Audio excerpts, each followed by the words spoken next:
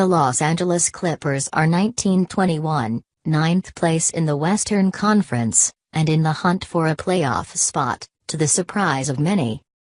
The Clippers were teetering on the edge in early December when they fell to 8-15, with trade rumors around DeAndre Jordan suggesting the team might have to blow it up and start over. Since then, however, the Clippers have gone 11-6 and have been led by an unlikely hero, 31-year-old reserve guard Lou Williams. Williams arrived in LA from Houston as part of the Chris Paul trade in late June. Having played on 5 teams over the last 6 years, Williams seemed like a throw-in to the trade, a player who could help the Clippers in doses this season but was likely not long for the team. Instead, Williams has caught fire, posting career highs for a Clippers team that's hanging around, despite only getting a few games from some of its best players.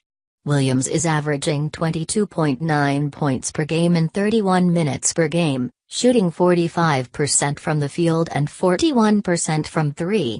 Over the last 16 games, Williams has been one of the hottest players in the NBA, averaging 28 points per game, third in the league over that time. On Wednesday, Williams turned in his finest performance yet, dropping 50 points on the shorthanded Golden State Warriors to lead the Clippers to a 125-106 win. And he did it on a tidy 16-27 shooting, going 8-16 from 3 and 10-10 from the free throw line. Williams is a microwave scorer, he comes in and can suddenly get hot. On Wednesday, Williams showed how he can flip the switch, starting 2 of 7 from the field before shooting 14 of 20 the rest of the way. Williams is slippery and shifty, throwing jukes and fakes at defenders to get where he wants. And once he's hot, every shot is a good one, no matter the distance or means of getting it. What Williams is doing is borderline unprecedented. He has started in just 9 of his 39 games this season. With the season at the halfway point, let's say Williams starts 20 games by the time the year is over. According to Basketball Reference, only 19 players in NBA history have ever averaged over 20 points per game while starting 20 or fewer games. But there is noise there. Most of those players were starters who got injured and only played 20 or fewer games that season. Of those 19 players, only 4 of them played over 50 games in those seasons.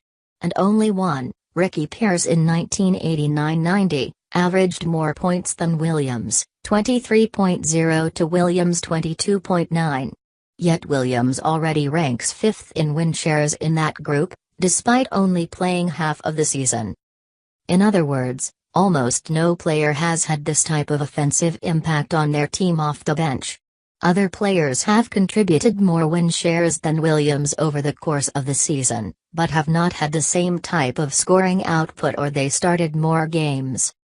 Of course, Williams could tail off in his efficiency, he could continue to start more games, or get injured and miss time. But for now, he's been the catalyst to the Clippers' run. The Clippers had many reasons to give up this season.